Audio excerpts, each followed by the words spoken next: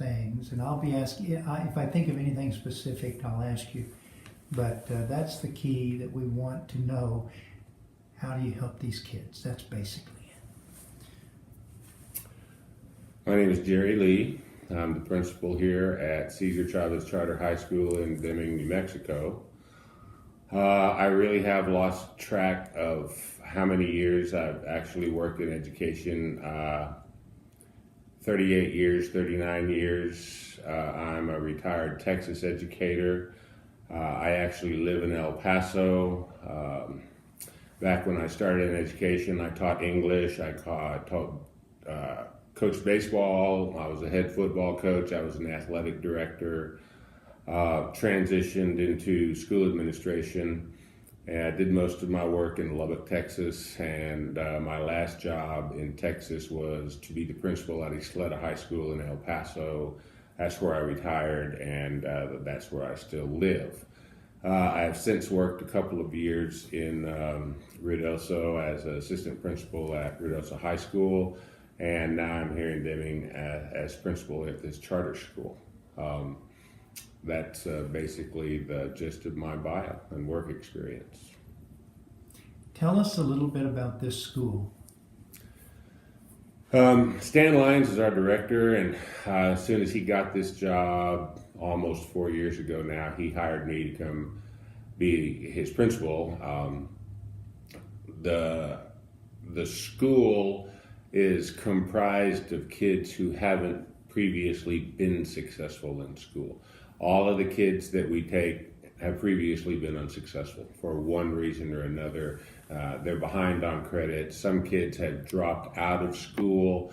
We're getting a little bit different type of student now. We're not getting any dropouts anymore. Our kids are coming straight to us from, say, Deming High School and the middle school here in town. Some of them are coming from schools that are out of town, out of state, but very, very few dropouts now. We used to have a lot of them. When we first came here, we had 40 kids. I don't remember the staff, but it was half of what it is now. I think now counting custodians and maintenance people and everything, I think now we're at about 28 staff, and I think then we were at about 14, and we only had 6 or 7 that were working with the actual kids. So our charter says we can't have more than 90 kids. 90 day kids is our limit. We also have an adult program in the evenings, and the adult program has 70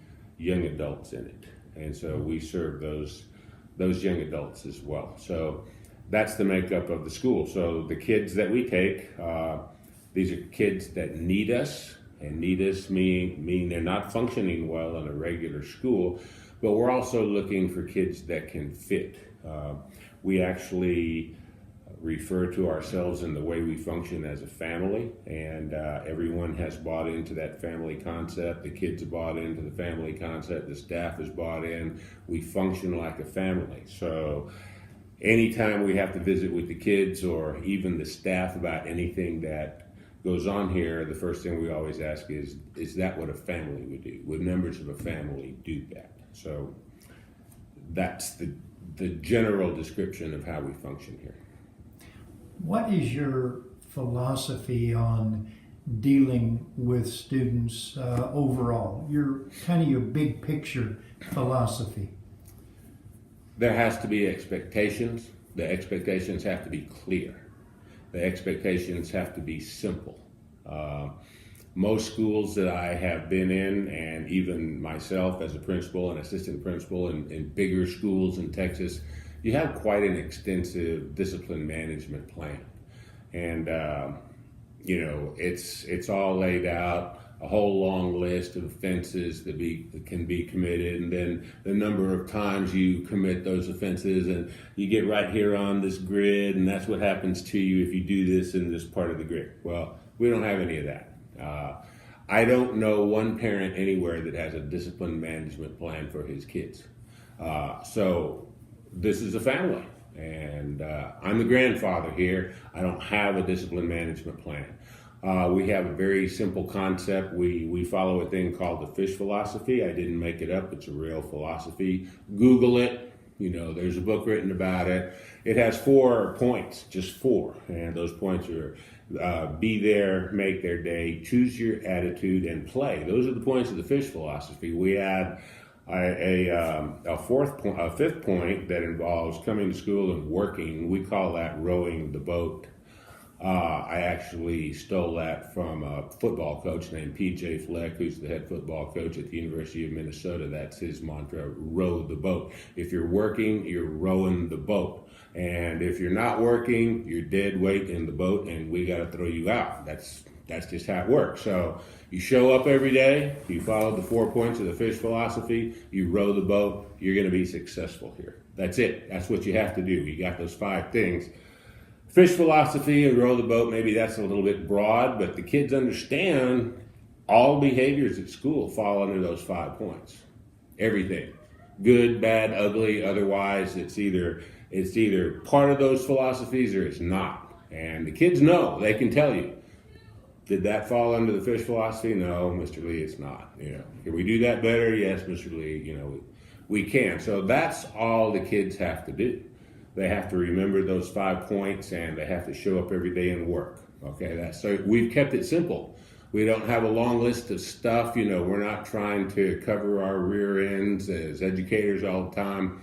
We're trying to do what's best for the kids. We have removed every obstacle that kids normally meet in a public school to prevent them from being successful. Now, that being said, the core of all this is that we love our kids. That's it. And we truly love them. We're not joking about that, okay? We mean it.